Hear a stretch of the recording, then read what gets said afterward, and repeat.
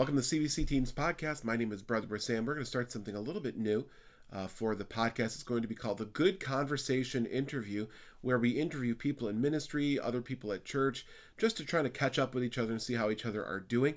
Our first Good Conversation interview is with Brother Matt Loede, and he is a member of the Cleveland media. He works for Sports Illustrated. He has a ton of credentials that he's going to share here with just a moment. And he's also been dealing with a trial of his own. He's been dealing with cancer and the fight, and has just had a great attitude. And he's got some good insight on how to trust God through all of the way. So I've really appreciated this whole interview. We're going to be a little bit over our normal 15-ish minute timetable. So I'm going to do this either in 2 or maybe 3 segments. So tune in, and it should be a blessing to you. Thank you. Welcome to the CBC Teens Podcast. We have a special interview here for us today. We have Brother Matt Loede. Brother Matt Loede is a member of the Cleveland media and has been covering sports here for years now. He is a proud graduate of Parma Senior High School. He is a former Redman. Brother Matt Loede, welcome to the show. Thanks for stopping in. Hey, buddy, how are you? Not too bad, not too bad. Brother Matt Loede has been a member of Cleveland Baptist for how many years now? I started going there with Sam when I was pretty young, so you figure probably about 40 years now, to be honest. I just turned 45 this year, so probably started in, when I was about 5 or 6 years old in Sunday school, and have been going pretty much ever since. So that's hard to say in terms of like the amount of years. That's hard to decipher 40 years, but that's the truth about it. Yeah. Wow, 40 years. Did you just have a birthday 2 weeks ago, I want to say? Yeah, March 6th, I got a chance, as we'll talk about what I'm going through here with my cancer, I got a chance to go home for a couple of days, which was awesome. The people here at Seidman were good enough. They didn't really feel like there was any, at that point, there really wasn't any danger about going home for a couple of days and being around my family. So I got the chance to go home and be around my family for a couple of days, celebrate my birthday, and then really came back here to the cancer center that week, the following week, I should say. That's awesome. So I heard you say March 6th. Do you have a fraternal twin in the youth department by chance? Yes, I do. Yes, I do. Oh. Mallory Folger. Yes. Unbelievable. She takes after one of her favorites. That's for sure. Now, is it Mallory or Madison? Just curious. No, you're right. It's Madison. Oh, okay. Bad. Mallory. You're right. It's Madison. Very good. I think isn't Toby like a day or two? Did I miss Toby by like a day or two? Yeah, I mean, he's just the following week on the 11th. So. Yeah, that's right. I was going to say he's within a couple of days. I knew that. Yeah. Yeah, wow, that's awesome. I forgot about. My bad. I'm sorry, Madison. I'm sure you're going to listen and be upset with me, but you'll get over it. Well, hey, Brother Matt, you've been, we've been friends now for a long time. It's been neat just to kind of talk sports with you. But you've been dealing with a few other things. I actually got diagnosed with stage 4 cancer back in May of last year. It's been that long, almost a year. Wow. It was actually the very end of this month, very end of April. I was having stomach issues. And, when you get older, as you guys will all find out, you guys and girls, you start to get, a lot of times you get like acid reflux if you eat certain foods, or, just certain foods don't mesh with you like they do when you're 20, or 18 or whatever it is. So I had gone to a doctor a couple of times, and, he had basically thought it was just, acid reflux, and he put me on a couple of acid blocker type tablets that were prescription tablets, but they were pretty safe and mild. And he said, this should clear it up. Well, it didn't. And it progressively got worse to the point where I would eat anything. I could drink water, to be honest with you, and my stomach would bother me, almost to the point of like spasms, if you will. And I knew that there was something not right. I knew something was definitely wrong here, and, I needed to get to a doctor sooner rather than later. So finally I did, and that doctor gave me, put me in for a what they call a PET scan, which is the scan where you basically get a dye put in you, and they check you for everything. He called me the next day. We had the scan done at Parma Hospital. He called me the next day and said, it looks like your pancreas is inflamed. So we're going to diagnose this as pancreatitis, which is inflammation of the pancreas, and, usually requires a couple of days in the hospital. At that point, okay, we understood what we were heading for, and that was okay. I came in the hospital that Monday. The pain had increased so much that I just came into the emergency room, and I ended up coming down to University Hospital's main campus. My wife Shanna works for University Hospital, and basically what happened is Parma Hospital didn't have any beds available. So lo and behold, we came all the way down here to Euclid Avenue, which is where I'm at now, to University Hospital. And the doctor who saw me that day didn't really feel comfortable with the pancreatitis diagnosis. He felt like, I'm not a drinker, I'm not a smoker, I don't do drugs. All the things that normally will bring on pancreatitis, I didn't partake in. So he said, I really would like to do another test. And I said, yeah, I have no problem with that. That's fine.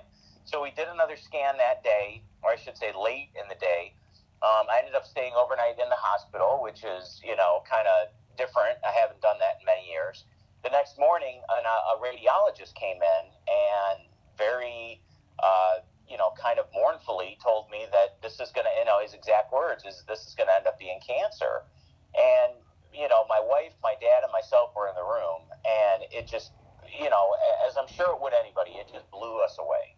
I mean, we weren't expecting it. We had no idea what, like how this could happen, and what we were dealing with. And they were aggressive in wanting to get me going pretty quickly with treatment, because the cancer that I had is called lymphoma, which is blood cancer. So it's not that I had a cancer in a specific organ. It's that I had it in my blood, and there were different body parts that it had kind of parked in, if you will. So I had it in my kidney, I had it in my stomach, and I had it in my pancreas. So that's why I was having so much stomach pain. That first round, I was in the hospital here at Seidman. Of course, I moved to the cancer center, which is basically next door. I was in the hospital probably for about 3 weeks.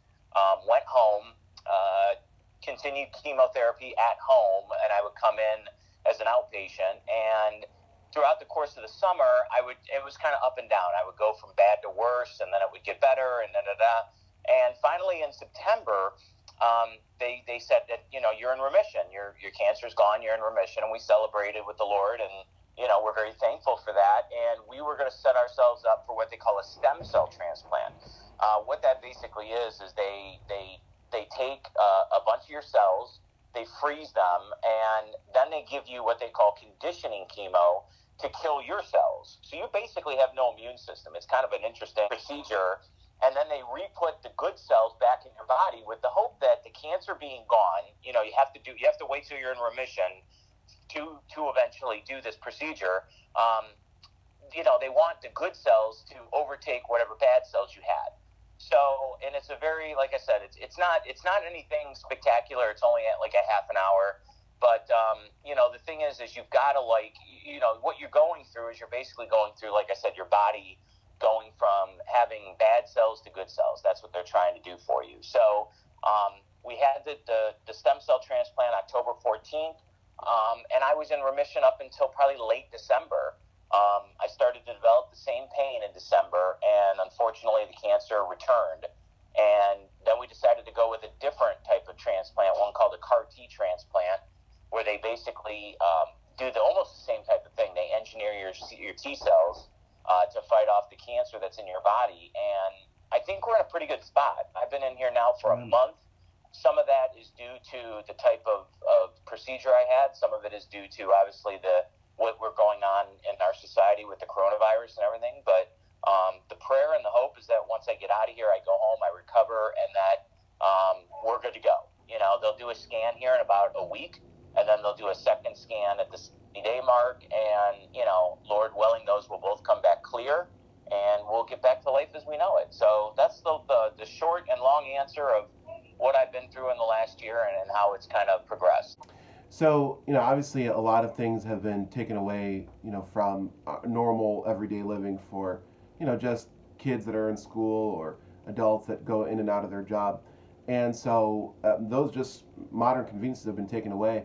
And it does feel like a type of trial, and it doesn't sound like cancer by any means. And so I don't want to equate the two on that level. But do you have any advice for people who are in a trial right now, or at least they're having a hard time with some of this stuff?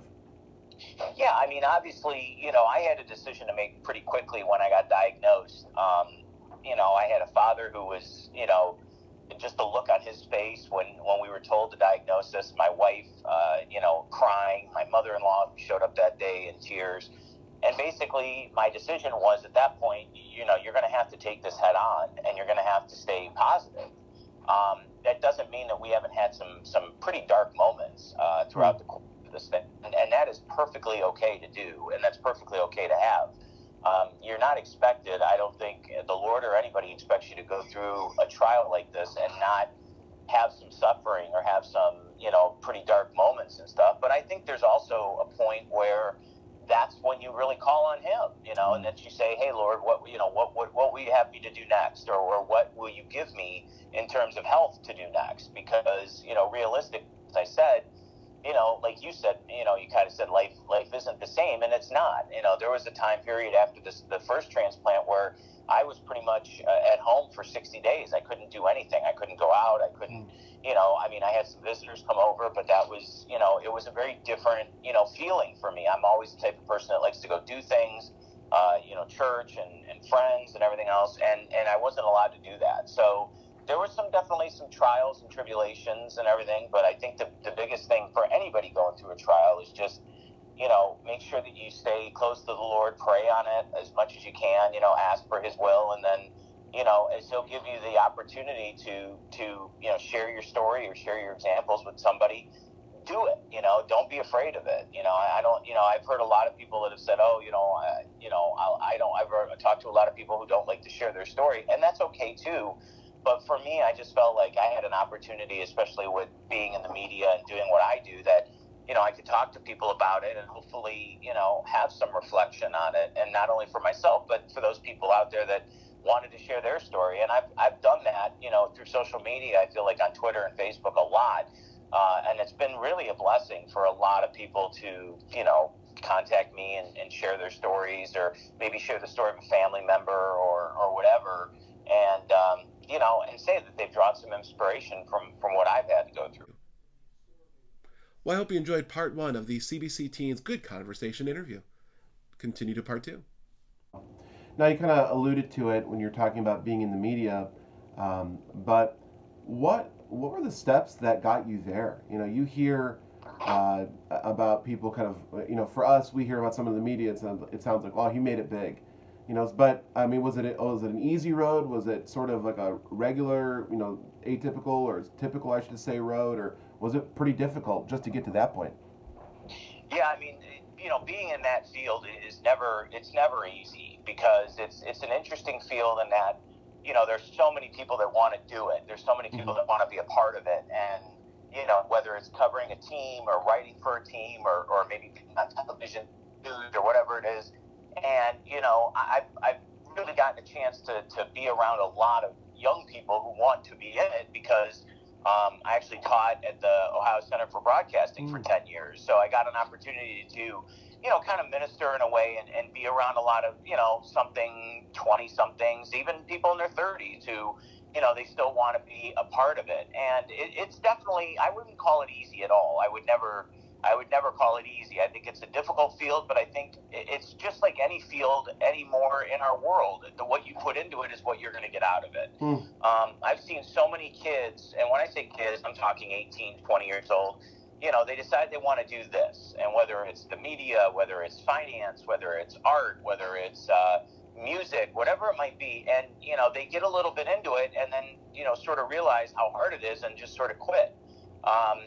If it was easy, everybody would do it. And I go to my classes all the time. If this was easy, everybody would be in it. You know what I mean? And it's not. I mean, you're going to miss holidays as a member of this thing. You're going to miss, birthdays. You're going to miss, whatever. And I've done all that. This is my 26th year of doing it. So I can tell you, though, that, as a friend of mine used to say, and still does, if you weren't doing it, somebody else would be. In other words, if I decided to quit what I was doing tomorrow, which is covering the Indians and writing for Sports Illustrated and stuff like that, there would be a lot of people behind me that would definitely be like, yeah, I'll do it, and probably would do it for cheaper. But at the same time, as I try to encourage you, I tell them all the time, like, look, you you got to make a decision, and you've got to decide for yourself, like whether you're in school or you're at a broadcast school or you're in a college or whatever it is, you've got to say, look, I'm not going to let anything get in my way, whether it's relationships with a girl or a guy, whether it's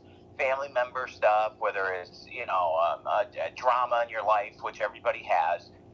Everybody's got something that they deal with. And, you've got to decide pretty early on that, look, I don't want to let this get in my way because this is what I wanted to do. This is what I want to be. And I've decided that. And again, it doesn't necessarily even need to be, you want to be a preacher, you want to be a missionary, you want to be, something in ministry. I mean, anything.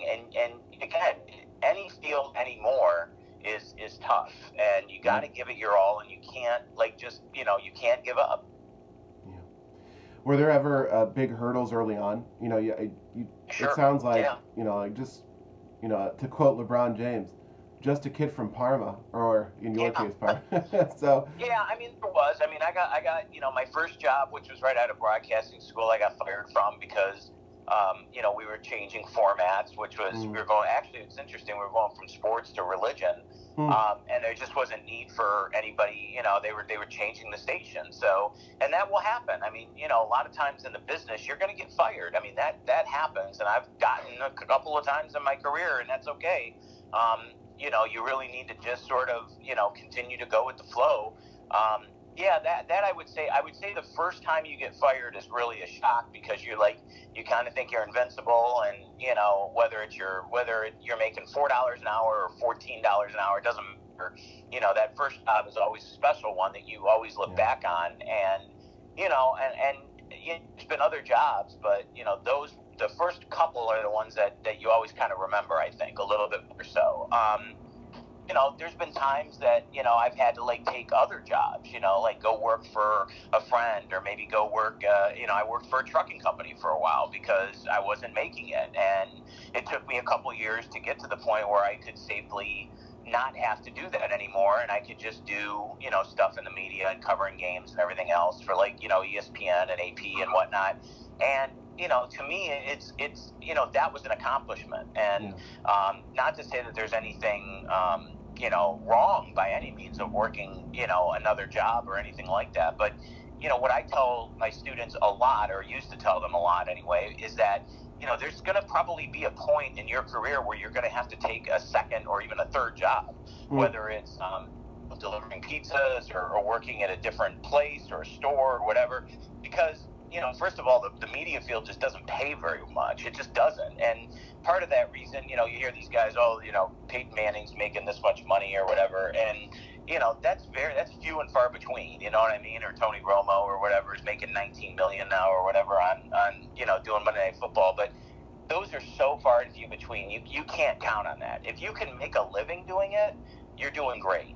That's how I, equate it. I mean, you're ahead of the game if you're able to make a living doing it. And again, here it is, like I said, I'm going on my 26th year with the Indians, and, I just got the Sports Illustrated job back in December. And of course now this all happens with no baseball, but, it's okay. I mean, whatever's going to be will be, and I know the Lord's got his hand in it, and we're just going to try to move forward. But yeah, you're always going to have those things, Sam. You're always going to have, hurdles and mountains to climb and everything like that. But you got to stay focused, and you got to keep going forward. So you just mentioned our current state of affairs with the coronavirus or COVID-19. Where do you see sports going? Obviously with the NBA canceling, that was really the first domino to fall. Where do you see sports going, from here on out in the face of coronavirus? Well, I think a lot of this is going to have to depend on the speed and the severity of the disease, and the virus, I guess, if you will, because there's been quite a few people, even here at the clinic, who have said to me that they felt, nurses or whatever, that have told me, we don't think this is going to end until, mid to late May, maybe even into June. And I think when you talk about professional sports leagues, they're going to have to be very careful about how they move forward. And I know baseball was probably the most proactive so far, in my opinion. There was that 17-page, kind of document they signed between the union and the players about, what they're going to look for and everything like that. There's been rumors about playing in front of empty stadiums, which I definitely can see and understand why. The players want to play. They do. They want to play. The union wants to play. We were basically, if you think about it, we were kind of rounding third and getting ready to head home in spring training. I mean, the Indians had already, I think if I'm not mistaken, had played 15 or 16 games into spring training, so they were ready to roll. I mean, there was still some decisions with the roster to make and everything, but really, they were only about a week away from breaking camp. So, to me, I think baseball is the most interesting one because the season hasn't officially started yet. Basketball and hockey is so difficult because you're kind of trying to do this on the fly. I heard a really crazy one with the NHL, which is that they were going to play the Stanley Cup and the playoffs and everything, and then literally play it all the way through the summer, get about a month off, and then go right back to training camp, which is just crazy if you think about it, that these guys are pretty much not going to have any time off. They're just going to, I guess that they're getting time off now, but they're literally going to go play postseason. Of course, only 2 teams will play in the Stanley Cup, but still, some teams are, until you get to the finals, you got 4 teams, 8 teams, 12 teams, whatever it is. And then from there, they're literally going to turn right around and go back to camp and start a season in 20 and 21. Basketball's another one. I don't know where it's going to head with Sam. I don't know if they're going to just sit there and say, scrap the whole thing or what. I saw Wimbledon got canceled today. Of course, the Olympics have already been canceled. I think in one aspect, it's very smart and wise on the people making these decisions to be very, proactive about canceling things. First of all, you got a lot of people who make their, kind of like, whether they're coming on vacation or they buy tickets or whatever. So it's only fair to the fans that go to these events to cancel them right away once you decide you're not going to have it. And not only that, but it's also smart for, fans to know that, hey, this isn't going to happen, and you might need to find another avenue of entertainment. The malls are closed, and it is really interesting how people are kind of trying to find alternate things to do because sports is kind of on the back burner right now. And as a journalist, it's been really difficult, I'd say probably the last 3-4 days, to just come up with anything to write about. We're all coming up with topics about, usually the past, you know what I mean? Most of it's the past, who is your favorite this or what about this?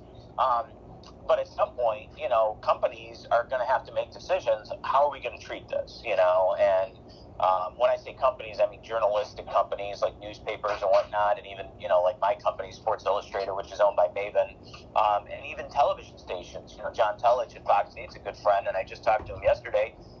Tony Zarilla's another one from Channel 19. They're doing broadcasts literally from their living room. Yeah. And it's just very different. We've never dealt with this, and we'll never forget it, no matter when it's all said and done. You mentioned basketball a second ago. Do you think that would probably be the slowest to come back, just because of the way that it's played? I feel like it. Yeah, I do. I feel like, I feel like that, and I feel like that's the one we've heard the least about. Yeah. Certainly about baseball. The NFL continues to stay in the headlines too, but basketball has been sort of like I think they're just going to take their cue from whatever happens in the other sports. Mm-hmm. And again, as we talked about a little while ago, it's like, do they sit there and say to themselves, all right, teams like the Lakers and very good basketball teams, Dallas, teams like, are they going to continue to play, or are we just going to scrap everything and start from scratch, or, even combine seasons? I don't know how you would do that per se, but, there's definitely different ways of looking at how they would have to maybe find a way to do this. And I'm curious to see how it all ends up. As I said, I think baseball's in the easiest position because they haven't started yet.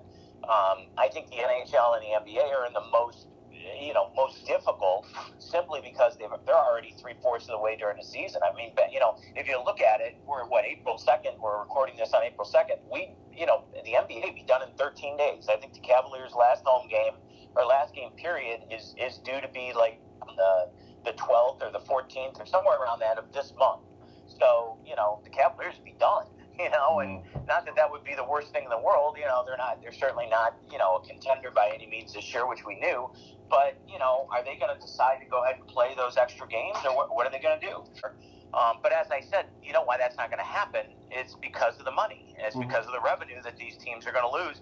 I mean, even if you're the Cavaliers, they're not going to make the postseason. But just imagine if, they went on this incredible run and, found a way to make the 8th seed, and all of a sudden then they just decide, well, you're not going to play those games. It's just not going to happen. So the playoff structure might be a little different. And if you look back in the past at things like the NFL, they have kind of done it a little differently. Like back in 1982, the NFL had what they kind of called it a tournament, because they only ended up playing like 8 or 9 games that year total. They ended up missing a bunch of games due to the strike. And in their tournament, they ended up, seeding teams. I think it was 1 through 8.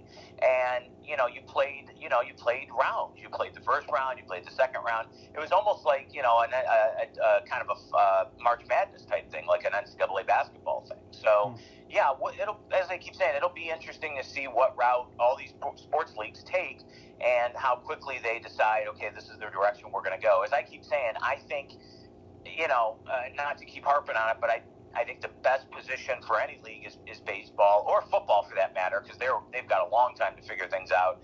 But I think the NBA and the NHL are going to be the most, how can I say it? Just the most challenging to figure out, because as I keep feeling like they're going to have to make tough decisions, and they're going to have to figure things out on the fly pretty quickly. Well, I hope you enjoyed part 2 of our CBC Teens Good Conversation interview. Please continue to part 3. As far as football, obviously something like this happens, you can kind of reposition yourself. And I just feel like when I was in college, 05, 06, it just felt like that was the heyday of the NFL. And it was kind of peaking up a little bit this year, just a little bit, but it just didn't feel like 10 years ago. Could this be like a resurgence of football as the primary sport in the United States again? I mean, obviously we always say baseball is America's pastime, but I mean, you remember what I'm talking about. In the early 2000s, it just felt like it was larger than life. It was unbelievable. Well, football has positioned themselves to be the sport in America. The sport that's not necessarily played worldwide, number one, where baseball, basketball, even hockey is. Number 2, it's a sport that lends itself to television, which is, I know you've been to games. I, of course, have covered a ton of them. But if there's one sport that is a television sport to the 10th degree, it's football. But I think the NFL as a whole wants to be known as America's game, if you will, is taking the title away from the NFL Network show that they show every year. And I think that there's a lot of great stories in the NFL too. I think, you look at some of the, and I think probably the most, the story that you can really relate to, or that a lot of young people can relate to now, is the story of a guy like Tom Brady. Tom Brady was not expected to be anything as far as, like, he was a 6th-round pick out of Michigan. Doesn't look like a guy who's going to go down as the greatest quarterback in the history of the game. And, if you want to talk about a guy who has fought and put in the time and the effort, and it's all paid off for him, that's a great example of it. But to me, the NFL has the most downside from the injury perspective. And again, we don't even know long term how CTE is going to affect a lot of these kids that are playing football from the age of 7, 8 years old. But I think it's becoming more and more evident that, some families and some parents just don't want their kids to put themselves at that much at risk. Not when you can play sports like tennis, golf, even wrestling, swimming. I mean, there's so many other sports out there that, it's not the NFL, it's not the NBA, but you can still be great at it, and who knows, maybe if you're good enough, you can get a college scholarship or get to the Olympics or whatever, but, so people sometimes feel like if I don't play football, I'm not doing anything. Well, they don't realize all the other sports that are out there. All right, you mentioned Tom Brady. I got to ask, whose fault is it? I think the Patriots kind of had their moments with him, and there was an interesting ESPN article, I believe it was last week, about how this thing kind of blew up. The Patriots, the dynasty was what it was, and I think the dynasty is officially over. And I think it ended, that night at home when they lost to Tennessee in the wild card game, because watching that game, and I thought New England would win that game. I thought they'd win that game and then they'd lose to Kansas City. But watching that game, you just saw a difference, such a difference in the talent level offensively. Even to the Tennessee Titans. I mean, their young wide receivers. Obviously, Derrick Henry, the running back, and and Patriots. And I know a lot of it was due to injuries. I mean, a guy like Julian Edelman, he was on playing on like what felt like his last legs. But I think their downfall, what people are going to look at with the downfall of the Patriots, or I should say the step back that the Patriots are going to take in this next year, started when Rob Gronkowski retired. I think that's going to be the moment that the Patriots went, we're in trouble. So, listen, Tom Brady has a right, as a player, he obviously declared for free agency. Doesn't surprise me that he wants a new start. Doesn't surprise me that he went somewhere that, number one, it's a young team, the Buccaneers. Number two, it's warm. No more practicing in that cold and snow up in New England. And, will he win a title with the Buccaneers, rather? Probably not. My entire adult life, they've been good. So it's strange to hear that it's just strange that he's not going to be in a Patriots uniform at this point for me. So. Well, and I think there also will then become a sense of intrigue, because it's like when Shaq went to the Lakers, or, LeBron went to Miami, or something like that. It's always interesting when a player leaves that first love, that first team, and goes somewhere else. And I think we're going to see that very early on. Just appreciated just the take and just the transparency on some of the stuff that you're dealing with. Do you have any closing bit of advice, for some of our teens maybe that would be listening out right now? You're only going to be this age once in your life. And, I've like I stressed again to my students at the broadcast school, I understand what, because I've been there, and, with Sam, you've been there, and we all want to enjoy our youth, and you should enjoy your youth, but don't let this time get away from you. Don't let this time just simply disappear, and the next thing you know, you're 22 or 23 or 25, and you don't know exactly where you want to be. Goals are people make goals because they want to stay focused on things. And, if your goal is to become a doctor, it's become a missionary, it's become a preacher, it's become a teacher, a nurse. I mean, whatever it is that you want to become, set your mind to it now and start to work towards that, because it's not easy.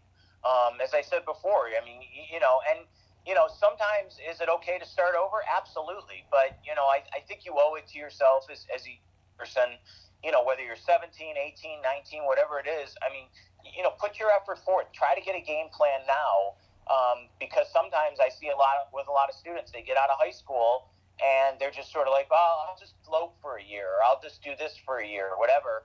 And I just think that's a waste. I really do.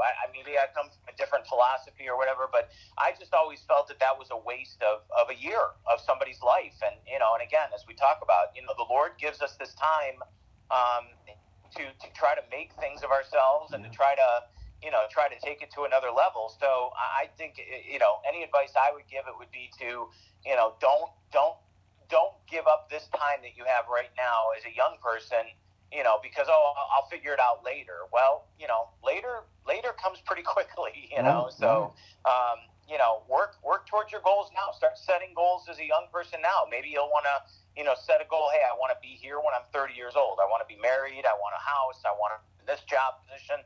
That's okay. Sometimes those things will happen. Sometimes they won't. Prepared to make those decisions. You're going to have a tendency just to kind of float around. And the next thing you know, you're going to look up and you're going to be 22, 23 years old. And I think you're going to be, wow, I just wasted these last couple of years not doing anything. Well, Brother Matt, I so appreciate the conversation here today. Thanks for stopping by the show. I really appreciate that. So, this is a beautiful studio you have here, by the way. Beautiful studio. Right now I'm in my kitchen. If you're watching at home. I'm going to grab some food on the way out and, all that other type of stuff, even though it's been good social distancing from you as well. Oh, it's always a pleasure social distancing from you, my friend. Hey, great talking to you, man. Hope to talk to you soon. Thanks for having me. And that concludes our CBC Teens Good Conversation interview. I hope you've enjoyed that. Comment below what you thought about it.